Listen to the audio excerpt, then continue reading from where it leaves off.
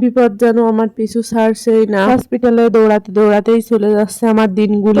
হসপিটালে দৌড়াতেই আমার যতটুকু না কষ্ট হচ্ছে তার থেকে বেশি কষ্ট হচ্ছে। এর জন্য ওয়েট করতে করতে তো পুরো 2 ঘন্টা এখানে বসে আছি, ডাক্তারের তো কোনো খবরই নাই। রাখছে 4টা আর এখন 6টা বাজে, এখনো আসে নাই। আর ঢাকাতে যে পরিমাণ জ্যাম, একটু আগে আগেই বের হয়ে যায়। আবার আমি যদি একটু লেট করে আসি তাহলে এমনও দিন যায় যে ডাক্তার এসে চলে যায়। তো আমার এখানে বসে থাকতে থাকতে অবস্থা তো খুবই খারাপ। আমার এখন কিন্তু খারাপ লাগা শুরু হয়ে গেছে। আর এভাবে হিজাব যাই হোক কি আর করাই, তো বাসায় এসে আর ভালোই লাগতেছিল না। তো আজকের খাবারটা আমার পাশের বাসা থেকে আসছে। তো আজকে খাবারে ছিল খিচুড়ি আর গরুর মাংস। ফেসবুক দেখি মেসের খাবার, পাশের বাসার বাবির খাবার বিলিয়ন বিলিয়ন ভিউ দেয় ফেসবুক, তো এই পাশের বাসার বাবির খাবারই বেশি পছন্দ করে।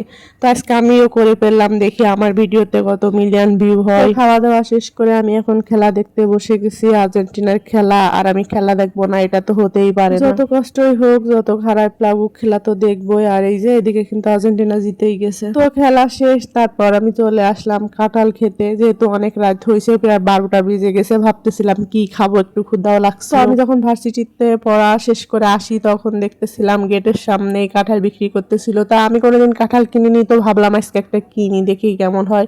তো কাঁঠালটা কিন্তু মোটামুটি ভালোই ছিল। কাঁঠালটা কিন্তু আমি একদিন আগেই কিনছিলাম আর একদিন পরে ভাঙাতে কাঁঠালটা একটু নরম নরম আর কি রসা রসা হয়েছিল। তবে খাইতে কিন্তু খারাপ না, ভালোই লাগতেছিল। এখানে আমি কাঁঠাল খাইতেছিলাম কিন্তু চাপটি দিয়ে। অনেকে আবার রুটি ভাববেন, রুটিতে কিন্তু কাঁঠাল দিয়ে বা আম দিয়ে ভালো লাগে না। কমেন্ট করবে এখানে এসে যে চাপটি দিয়ে বা রুটি দিয়ে কি আবার কাঁঠাল দিয়ে খায়। তবে কেউ খায় কি না আমি জানি না, তবে আমার কাছে কিন্তু খুবই ভালো লাগে। তো এই চাপটিটা কিন্তু আমি হাঁসের ডিম দিয়ে বানাই, তো কিছুটা খোলা জালি পিঠার মতো এরকমই লাগে। কাঁঠালের সময় কিন্তু আমি এরকমই বানিয়ে খাই, আমার কাছে খুবই ভালো লাগে। সবার পছন্দ এক না, যার পছন্দ হবে সে খাবে, যার ভালো লাগে না সে খাবে না। তো বাজে কমেন্ট থেকে বিরত থাকবে। তো তারপরে কেন জানি ভালো লাগতেছিল না, তো ওইদিকে আমি একটু রিল বানাচ্ছিলাম। তো রিলস বানানো শেষে চলে আসলাম এবার আম সত্ত্ব বানানোর জন্য। অনেক দিন ধরে আম আনা হয়েছে পুরো 1 ক্যারেট, কিন্তু খাওয়াই হইতেছিল না। তো আম থাকলে তো নষ্ট হয়ে যায়, তো ঘুম যেতে আসতেছে না, বানিয়ে রাখি। আর সকালে কিন্তু আমি একটু দেরিতে ঘুম থেকে উঠি। তো সকালে আর দিনের বেলা আমার তেমন কাজ হয় না, রাত্রে বেলায় আমি টুকিটাকি কাজগুলো করে রাখি। আর আমার মতো কে কে আজকে খেলা দেখছেন অবশ্যই কিন্তু কমেন্ট করে জানাবেন। প্রথম দিকে খেলা দেখে আমার অবস্থা তো খুবই খারাপ হয়ে গেছিল, পুরা যে কি খেলতেছিল। কিন্তু লাস্টের দিকে ওদের খেলাটা সেই ছিল, মাত্র 10 মিনিটে 3টা গোল দিছিল। আর অনেকের ভিডিওতে কমেন্ট করে যে এটা কি আসলে পাশের বাসার খাবার কি না। আসলে পাশের বাসার খাবার, শুধু শুধু মিথ্যা কেন বলবো। এটাও ঠিক, পাশের বাসার খাবার মেসের খাবার এটা ফেসবুক পছন্দ করে, এটা আমরা সবাই জানি।